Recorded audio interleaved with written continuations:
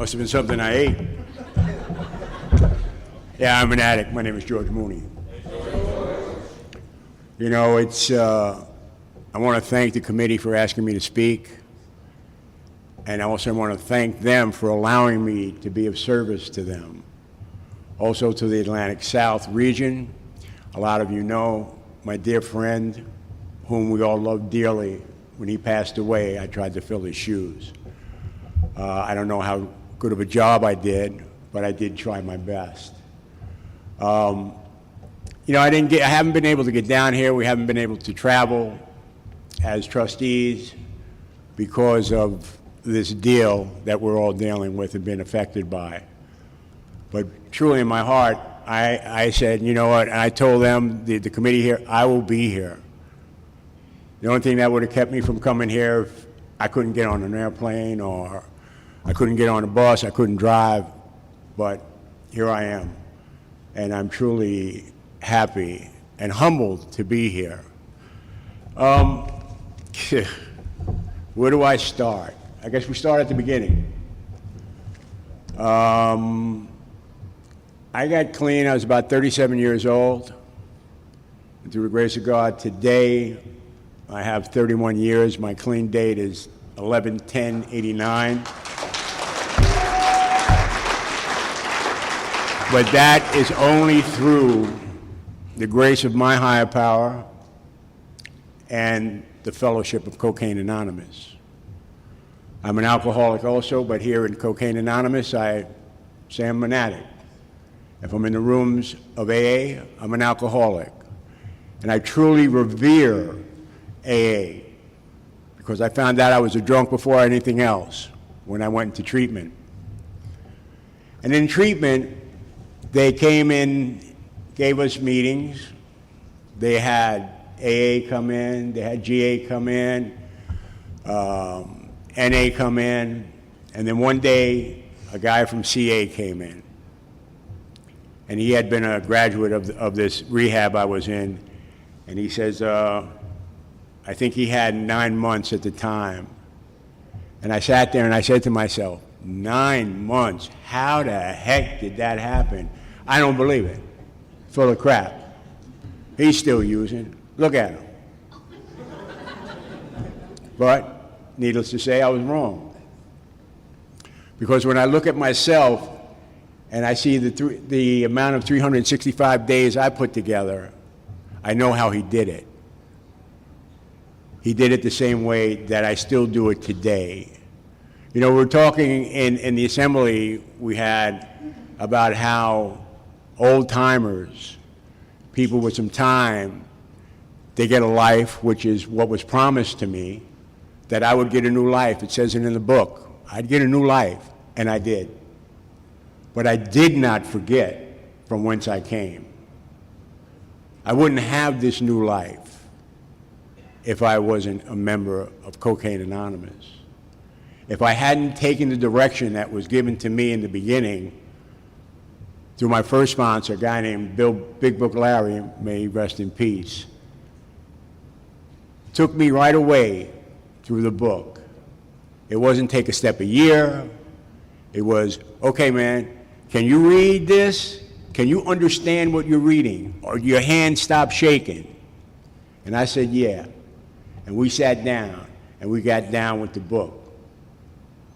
When I first came in, I had no car, and this is where my service history comes in. I had no car. The meeting was, I'd get rides every now and then, and I took the coffee commitment. My home group was the last straw in Queens, New York. And I had a push cart, and I looked like I was living on the street with 50-gallon coffee urns in it. And if I didn't have a ride, I'd get that thing, and I'd push it. I'd get home. My wife said, what is this? I said, it's the coffee. And it was 3 meetings, 1 on Saturday and 2 on Sunday. And you know, I know some of y'all is alcoholics anyway, if there wasn't no coffee, you're always upset. And if the coffee wasn't good, you were even more upset. So I became the master coffee maker for like 6 months. You know, and Back in the day, they used to say ABCs: ashtrays, brooms, and chairs, and coffee. And if you didn't have that coffee right, forget about it. You know, it was, I guess I was about 12 when it really started to take off for me. You know, I picked up some booze, actually it was wine, cost about 48 cents a pint, called, there was Gypsy Rose, there was Triple Jack, and all that kind of stuff. And I was out one night, it was a Friday night. Friday night at my house, we always had Chinese food. So I had this Chinese food, went up, met the guys, get the wino in front of the liquor store, gave him $1 so he could get one and get right. So I'm out there drinking this wine, turned down, and we all had a pint. I got sick as a dog. And this old man walked by, and he looked at me, and he said, "Boy, you don't know what you're doing." And I said, basically I said to him, like, you know, just leave me alone, man. I'll be all right. Puke my guts out. And I remember that, but you know how some people say they took their first drink at like 5 and 6, 7 years old and they got that feeling? Well, I didn't get that feeling because I was doing that to be part of. Because at that time, I was in a state of, where did I belong? My family, my father was what they called a number banker back then. And I remember when we didn't have money, you know, numbers is like the lotto for some of you people that don't know, but at a time, in every state in the union today, it's legal. Back then, it was illegal. And that's the kind of life I had. I grew up in that environment. Numbers, bars, and all that, and the law meant nothing. And like my father used to say, you know, we don't have to worry about nothing. We don't believe in nothing. We don't even have to believe in God. We'll make our own. And my old man made a lot of money. I remember as a kid, because we're talking about being poor, we weren't really poor at breakfast, you know, but I remember Franks and beans, and that was a meal. You know, it was Campbell's beans and throw some Franks in there, and that was a meal. And it was okay. I was eating, you know, I wasn't hungry. I have 3 sisters, one who passed, right now I have 2, but I was lucky that they weren't boys, or they were, you know, I was the eldest, so I wouldn't fit anything they had, because I would have probably been wearing their clothes, you know? So I was fortunate in that way. But as I said, I didn't know where I fit. You know, I was a smart kid. By the time high school, junior high school, 8th, 9th grade, I went to private school. I mean, you know, I learned to drive in a Cadillac. You know, it was like, that's what it was. That's who we were, you know. We were the Moonies, and Pete Mooney, my father, he's in books, you know, about black gangsters. But it was, okay, that's who we are. And from then on, you know, it was after that, I mean, I started smoking pot at like 12, 13. I was so bad of an addict at that time that I got a nickel bag of pot, which was one of those manila envelopes, like a jewelry envelope, about this big. Had a lot of stuff, a lot of pot in there. I was like, okay, this is good. And I didn't know how to roll. I didn't know how to smoke. I said, oh, maybe I can snort this. And needless to say, I'm in the bathroom trying to snort this reefer. And like, I was like, oh man, this is I don't want to do this. Then somebody told me, they says, oh, no, you don't do that. You got to clean it up and break the twigs and get some papers and light it up. Cool. All right, I'm in now. I know what I got to do. So reefer became a very integral part of my life, and I went to high school, and I was still drinking and still smoking, and then I started getting introduced to other things. And the funny thing down here, and in a lot of places now today, methamphetamine is a big deal. I mean, more meth heads and you know, tweakers and all that kind of stuff. I was in high school at 16 years old, taking pure meth, putting it in orange juice, and drinking it before I went to school. And I'm telling you, I'm 69 years old, so you can imagine how long ago that was. And it was like, wow, this is cool. And how my friend Rusty was saying the other night, see, I know a lot of you don't know about Quaaludes, 714s, Roars. Let me tell you, I got in more trouble. I was on the beach with this young lady, and we decided we'd take 2 Quaaludes. We laying on the beach, real nice, yada, yada, yada. Go back to the room. We'll say, oh, yeah, I'm a little tired. Just fall asleep. So I hit knocking on the door. And it was the rest of the people with it. We said, oh, man, it must be dinner time. Come to find out it was breakfast time. Slept the whole night away. That's how those lewds were.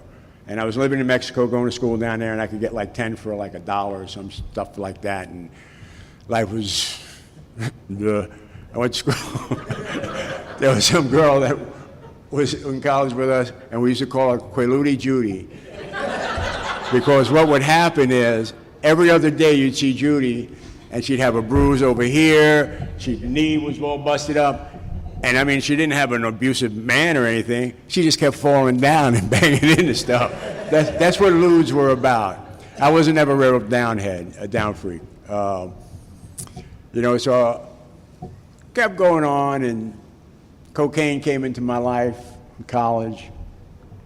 I just snorted and everything, and okay, I'm progressing, I'm doing things. I always wanted to be a lawyer, but that didn't happen. Then I decided I'd go to a nice place to school. I happened to be in Mexico one time, and I met these kids, and they said, oh no, man, we got a nice school right down here. I said, oh really? I'd already flunked out of one school in New York, Pace College, and I said, oh, cool. Maybe I'll go here, which I did. I spent about 5 years seeing every beach I could in Mexico, and finally they locked me up and asked me to leave. Because as you know how we are, and I, coming from my family, we're always looking to hustle. So I was getting stuff from the States, and when they arrested me, they didn't really arrest me for drugs. They arrested me for being a contrabandista, just bringing contraband in. I used to bring in water beds. I used to bring in stereos. Because back in the day, you couldn't get that in Mexico, and the import taxes were so high. You would go through customs, and the guy would look at your stuff, and you go, put 20 bucks with it. Hello, bienvenido, welcome, you know, and I'm like, cool. And this school I went to, at one point it had been in Mexico City, and they decided they'd move to the country. And so we were in this little one-horse town, man, that, you know, cornfields and all this kind of stuff. And after a couple of years, they decided, well, it's time to get these people out of here. So one night I come out of a little disco they had built, and I feel 38 in my side, and the guy sitting in the car with a machine gun.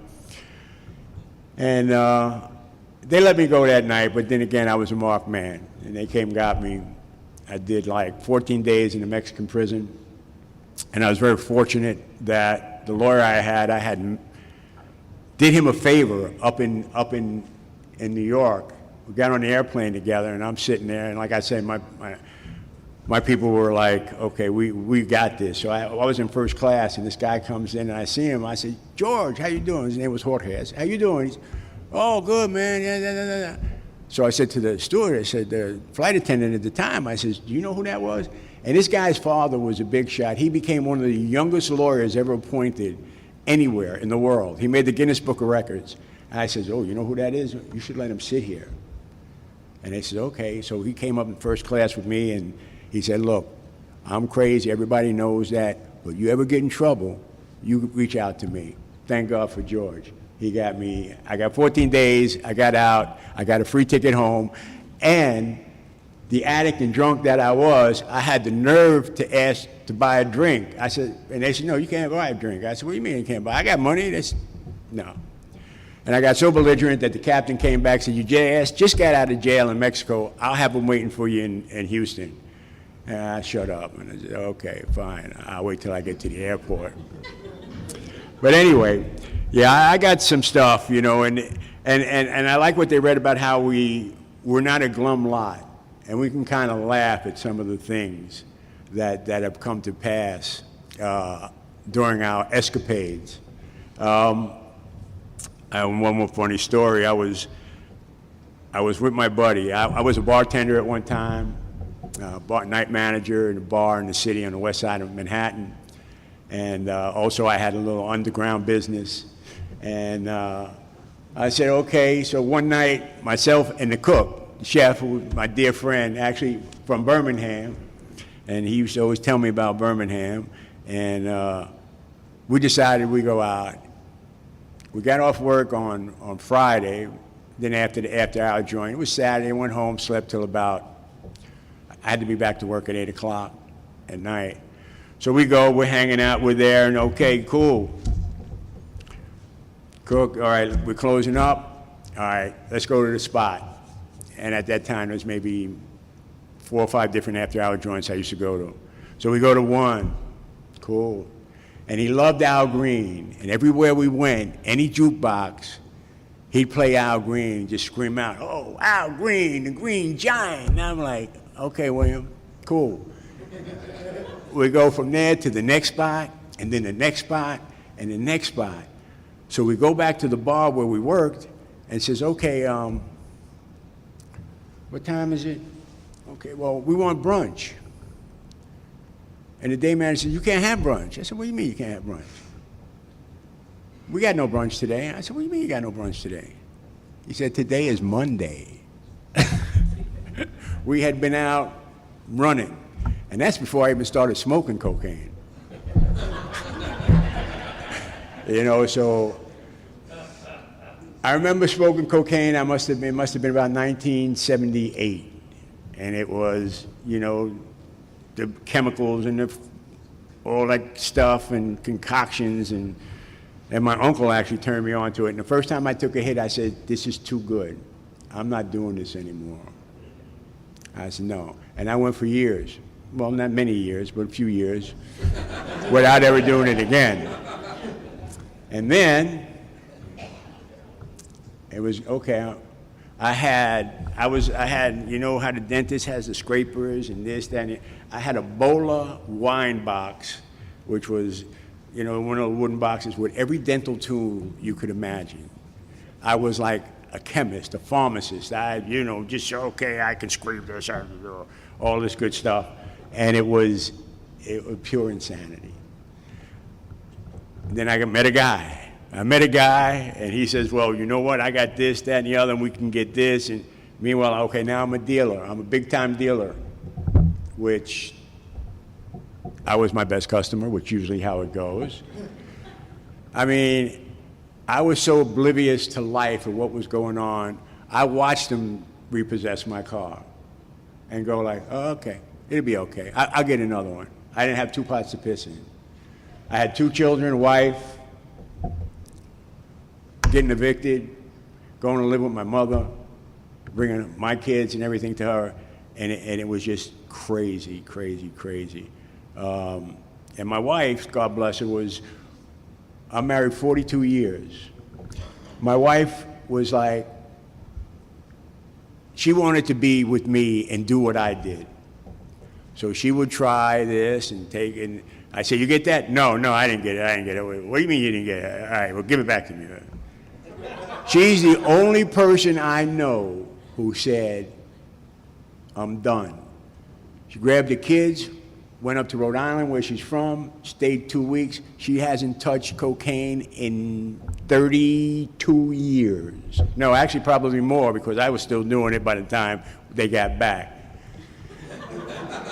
And it got to a point where I went out to get a cake for my daughter. Her birthday is the 8th of November. and I went to get the cake.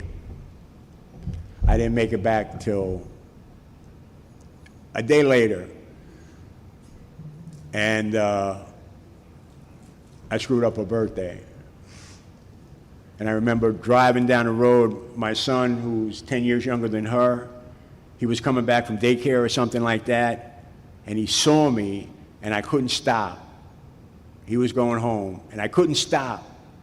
And I remember the look on his face as I drove past him.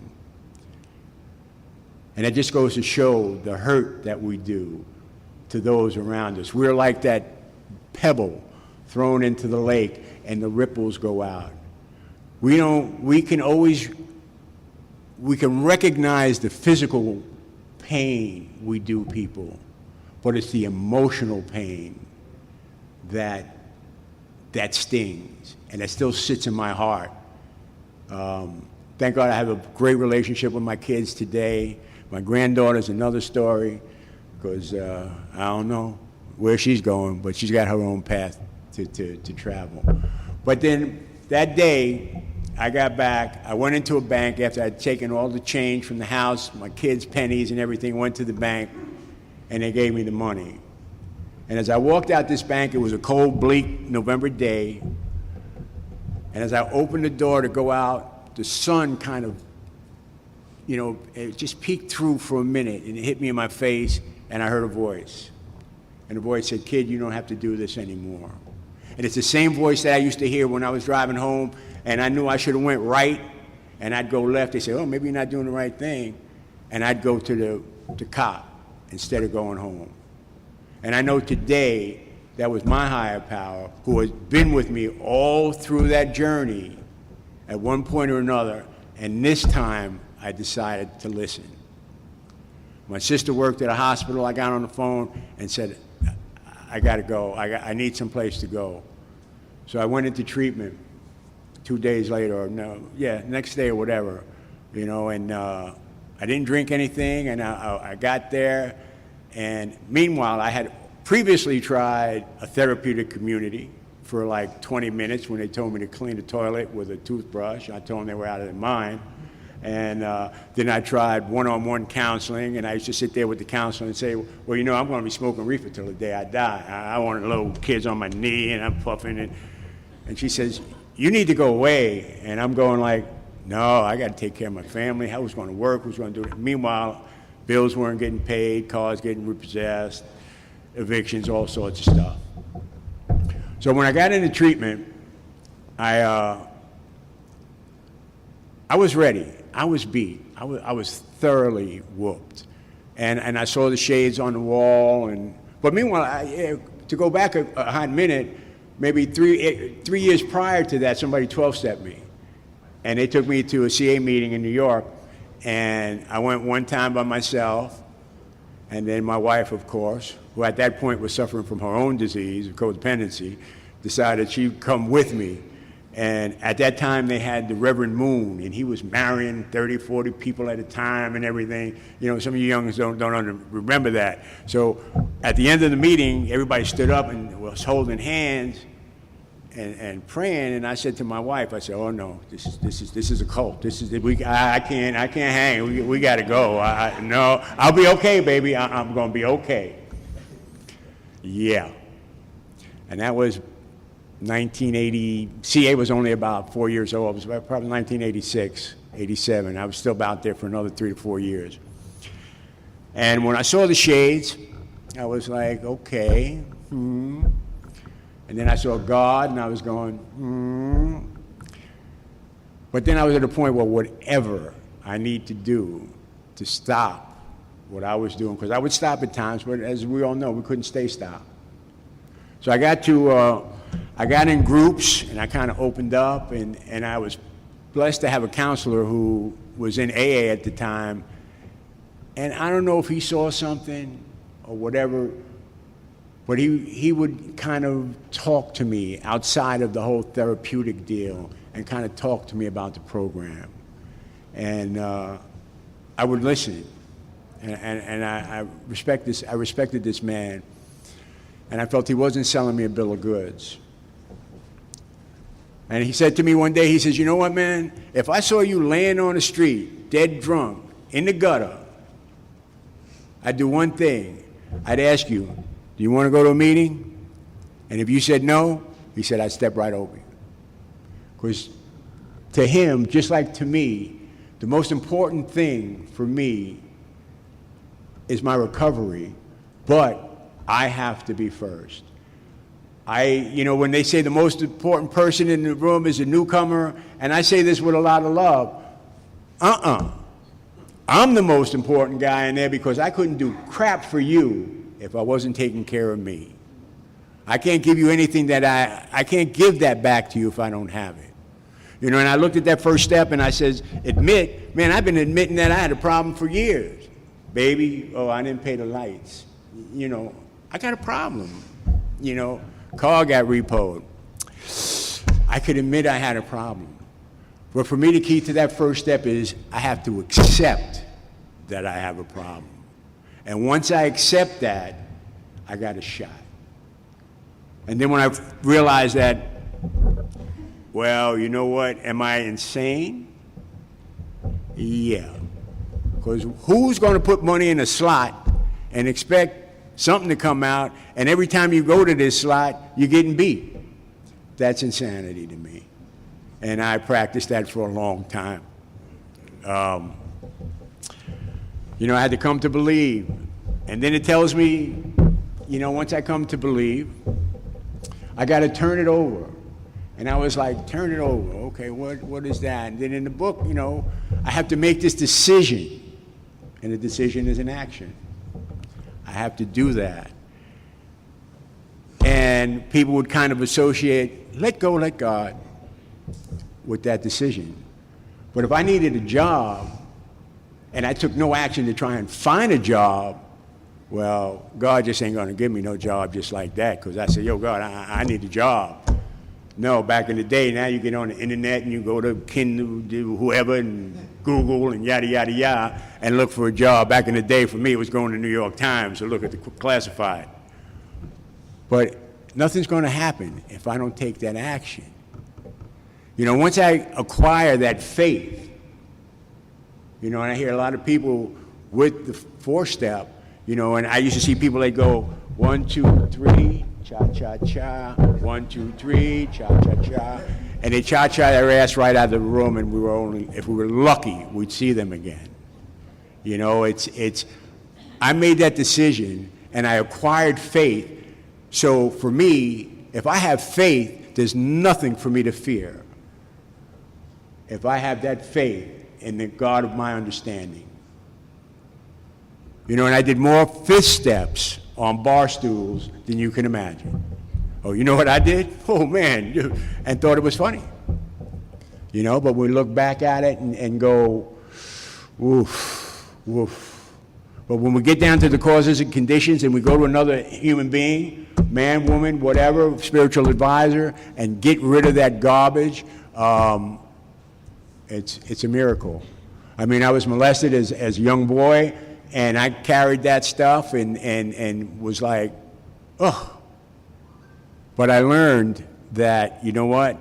That's another sick human being at the time. Was it right? No.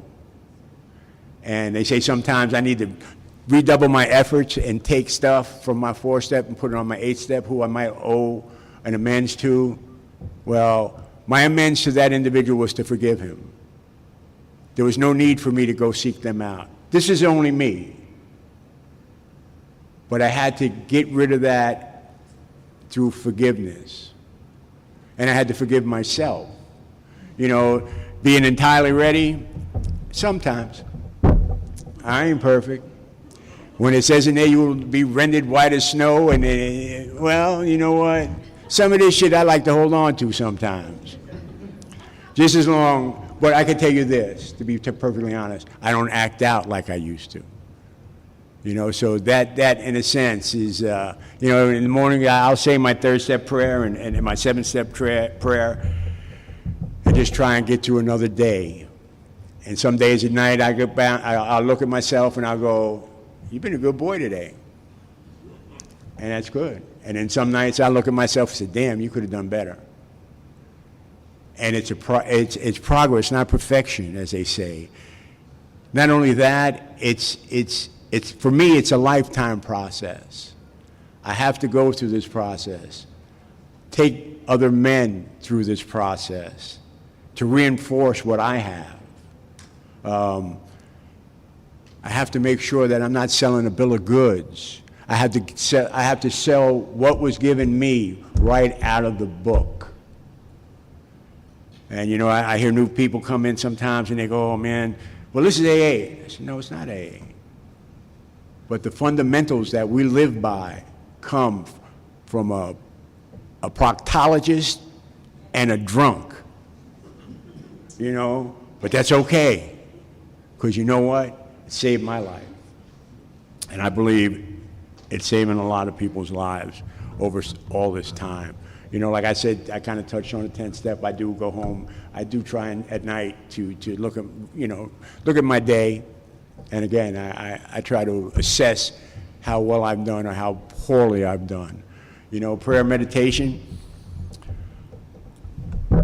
I have my own way of praying now, man. It's so easy, like, yo, bro, I need some help, you know. If it be thy will.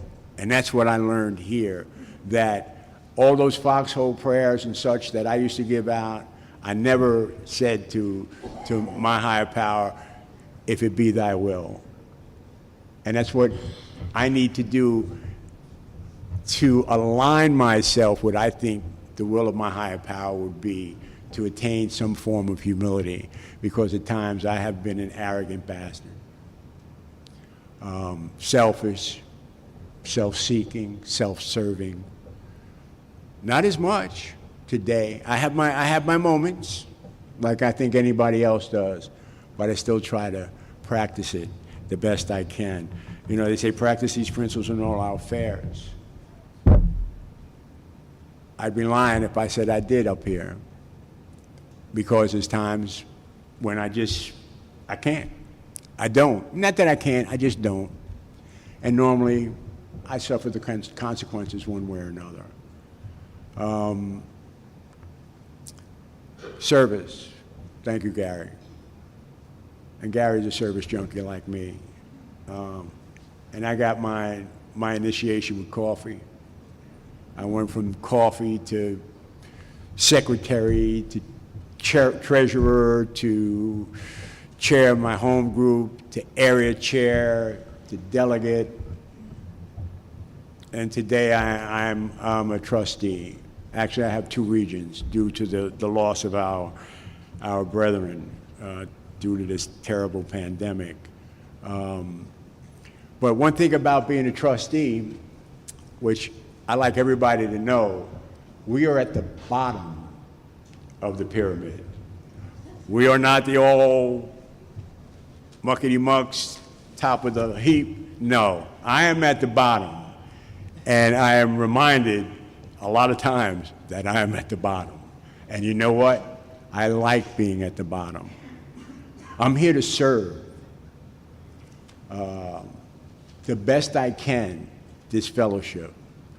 And by doing this work, it has given me an insight to so much. I mean, I've traveled, conventions, conferences, all over, England, Canada, Sweden, all over the States, and met people in this fellowship from all over the world. And I can go a lot of places in this world today and be home because I know CA is there. It's a beautiful, loving fellowship. And I'm totally humbled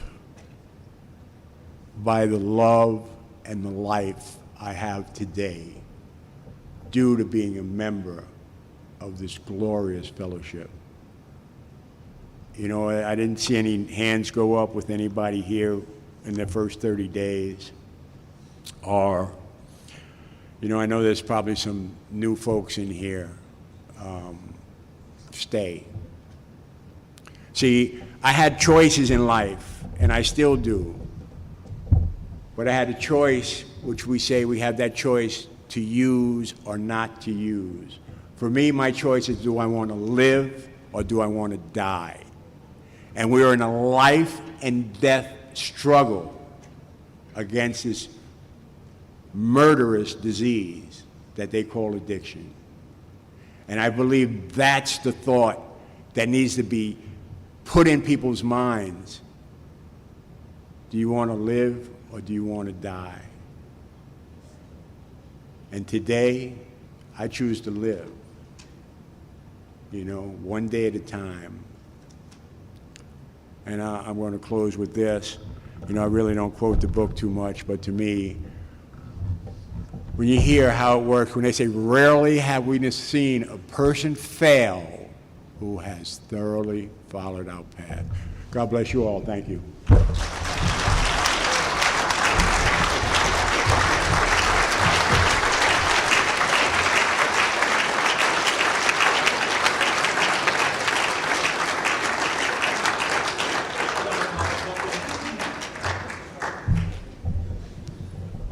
Incredible story, George. Thank you. All right, we're going to wrap this thing up, guys. We've got a sobriety countdown in here at 9:30. That'll be fun. We got a couple cool prizes to give out. And then immediately following that, we're going to get the dance entertainment thing started, which is why some of us are wearing shit like this.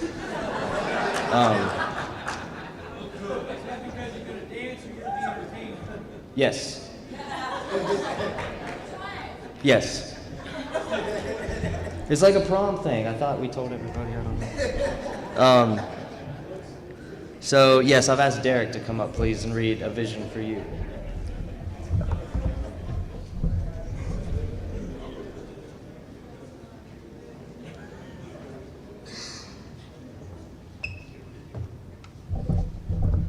I'm Derek, and I'm an addict. A Vision for You. Our book is meant to be suggestive only. We realize we know only a little. God will constantly disclose more to you and to us.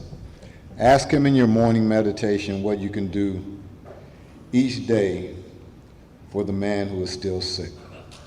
The answer will come. The answer will come. If you would, wait a minute. If your own house is in order. But obviously you cannot transmit something you haven't got. See to it that your relationship with Him is right, and great events will come to pass for you and countless others. This is a great fact for us. Abandon yourself to God as you understood Him. Admit your faults to Him and to yourself and to your fellows. Clear away the wreckage of your past. Give freely to what you find, and join us. We shall be with you in the fellowship of the Spirit, and you will surely meet some of us as you travel the road of happy destiny. May God bless you and keep you.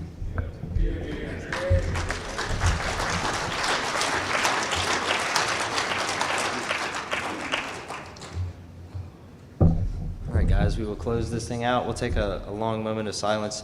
Follow that with the real quick. Alex and I were talking before the convention, like the week coming up, and I was explaining to him that my favorite part of any conference or convention or assembly or anything like this is the final like serenity prayer after the keynote speaker for the weekend. And I don't know why, but I just encourage everybody to just take a second and listen and pay attention to, you know, a group full of miracles saying this prayer. It gives me chills every time it happens. So I'm going to step away from the mic. If you guys would just join me with a moment of silence, follow that with the we version of the serenity prayer.